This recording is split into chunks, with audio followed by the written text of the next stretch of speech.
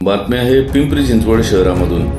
केंद्र सरकारच्या चुकीच्या धोरणामुळे देशात महागाई व इंधन दरवाढ वाढत आहे। याच्या निषेधार्थ आज सकाळी 12 वाजण्याच्या दरम्यान डॉक्टर बाबासाहेब आंबेडकर चौक पिंपरी येथे पिंपरी चिंचवड शहर जिल्हा काँग्रेसच्या वतीने जेल भरो आंदोलन करण्यात आले। आंदोलनात मोठ्या संख्येने महिला विविध घोषवाक्य असलेले फलक घेऊन उपस्थित असल्याचे दिसून आले। केंद्र सरकारच्या महागाई विरोधात घोषणा देत जाहीर निषेध यावेळी करण्यात आला। नरेंद्र मोदी गो बैक, नहीं चलेगी, भाजपा तेरी दादागिरी नहीं चलेगी, अरे या सरकारचे करायचे काय, खाली डोकं वर पाय, अशा पद्धतीने घोषणाबाजी करण्यात आली।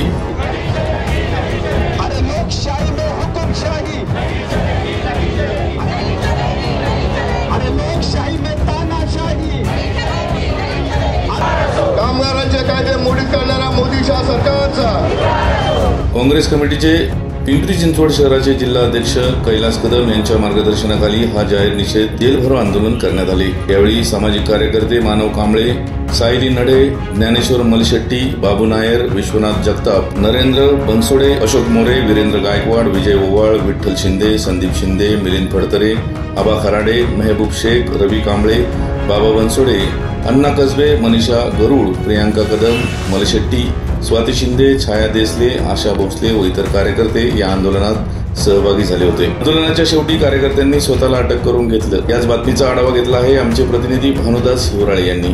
पाहूयात।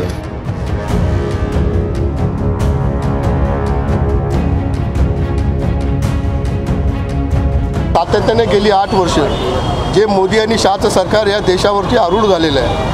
या देशामध्ये ते येताच 9 वेळा या देशामध्ये ज्यावेळेस ते यायच्या अगोदर त्यांनी जी वल्गना केली होती, त्यांनी जे त्यांचा मॅनिफेस्टो काढला होता, त्यांचा तो जाहीरनामा त्यांनी प्रसिद्ध केला होता।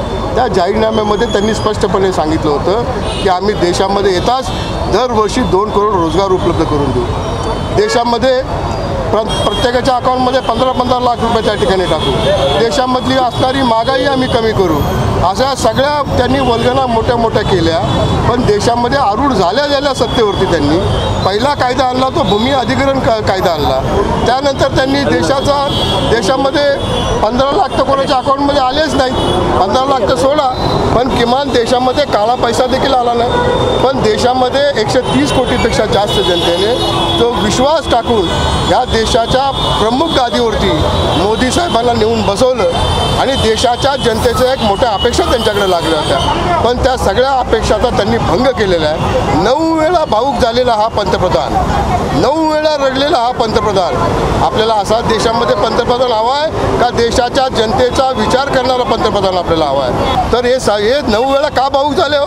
2 करोड रोजगार उपलब्ध करून दिले म्हणून भावूक झाले का? 15-15 लाख सगळ्यांच्या अकाउंटमध्ये आले म्हणून भावूक झाले का?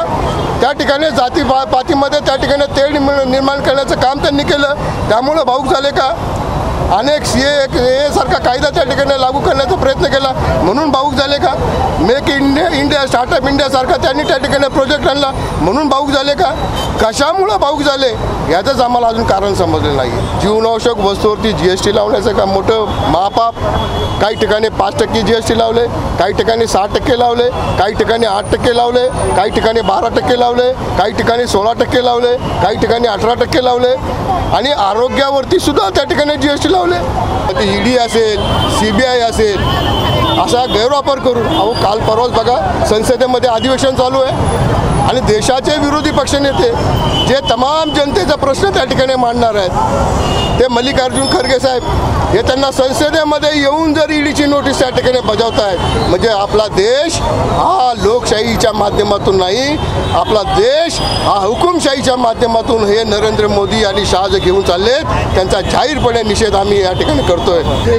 आज या देशामध्ये मोठ्या प्रमाणावर जीवनावश्यक वस्तूंची महागाई वाढते आहे। इथल्या सर्वसामान्य लोकांना जगणं मुश्किल झालेलं आहे। सर्वसामान्य लोकांचे गेल्या 2 वर्षाच्या कोरोना काळामध्ये रोजगार गेलेले आहेत, त्यांचे त्या ठिकाणी उत्पन्नाचे सोर्स सगळे बंद झाले आहेत आणि अशा परिस्थितीमध्ये सुद्धा या लोकांना दिलासा देण्याच्या ऐवजी, या लोकांना जगणं सुलभ करण्याच्या ऐवजी मोदी शहा सरकारच्या वतीनं जीवनावश्यक वस्तूवर, मग डाळीवर, तेलावर, रस्ते म्हणजे अगदी जीवनावश्यक वस्तूवर सुद्धा या ठिकाणी मोठ्या प्रमाणात GSTची आकारणी सुरू झालेली आहे। त्याचबरोबर पेट्रोल, डिझेल, CNG सारख्या वस्तू वस्तूवर सुद्धा या ठिकाणी मोठ्या प्रमाणावर कर लावून महागाई वाढवण्यात आलेली आहे. लोक आता मुलांना चांगल्या दर्जाचं अन्न देऊ शकत नाहीत, घरामध्ये चांगल्या दर्जाचं वैद्यकीय सुविधा त्यांना मिळू शकत नाहीत, हॉस्पिटलचा खर्च वाढला आहे, रुग्णालयामधले खर्च वाढले आहेत, त्यांच्या फीज वाढलेत आणि अशा अवस्थेमध्ये सामान्य लोकांना आजारी असताना सुद्धा उपचार घेऊ शकणार नाहीत अशी परिस्थिती निर्माण झाली आहे. मोदी शहा सरकारचा जो अन्यायकारक जो कारभार सुरू आहे, जो तानाशाहीकडे चाललेला आहे, जो हुकुमशाहीकडे चालला आहे, लोकशाही पूर्णपणे पायदळी तुडवण्याचं काम या ठिकाणी मंडळी करतायत. इथले CBI, इथले ED असेल, इथलं इन्कम टॅक्स डिपार्टमेंट असेल, इथलं निवडणूक आयोग असेल आणि त्या ठिकाणी संपूर्णपणे केंद्र सरकारचं त्यांच्यावर नियंत्रण आहे आणि सरकारला वाटेल त्या पद्धतीचे निर्णय ते घेत आहेत. आणि अशा स्वातंत्र्याचा 75वा वाढदिवस साजरा करत असताना, अमृत महोत्सव साजरा करत असताना केवळ घराघरावर झेंडे लावून चालणार नाहीत. घराघरामध्ये रोजगार निर्माण झाला पाहिजे, घराघरामध्ये शिक्षण देण्याची व्यवस्था निर्माण झाली पाहिजे, घराघरामधल्या महिलेला सुरक्षितता मिळाली पाहिजे, घराघरातल्या मुलांना चांगलं शिक्षण मिळालं पाहिजे, घराघरातल्या बेरोजगार तरुणांना रोजगार मिळाला पाहिजे. झेंडे लावून देशप्रेम निर्माण होत नाही. झेंडे लावून या ठिकाणी देशप्रेमाचे केवळ या ठिकाणी ढोंग करण्याची काही आवश्यकता नाही. सरकारने या ठिकाणी सामान्य लोकांना न्याय देण्यासाठी या ठिकाणच्या जीवनावश्यक वस्तू लोकांना सहजपणे उपलब्ध होतील अशा दरामध्ये आणणं आवश्यक आहे. GST जीवनावश्यक वस्तूवरची GST रद्द केली पाहिजे, इंधन दरवाढ कमी केली पाहिजे आणि सामान्य लोकांचं जगणं सुलभ केलं पाहिजे. अशा मागणीसाठी या ठिकाणी आज काँग्रेस पक्षाच्या वतीनं जे राष्ट्रभर जे आंदोलन होत आहे त्याचाच भाग म्हणून पिंपरी चिंचवड शहरामध्ये राष्ट्रीय काँग्रेसचे अध्यक्ष कैलास भाऊ कदम यांच्या नेतृत्वाखाली जे आंदोलन सुरू आहे.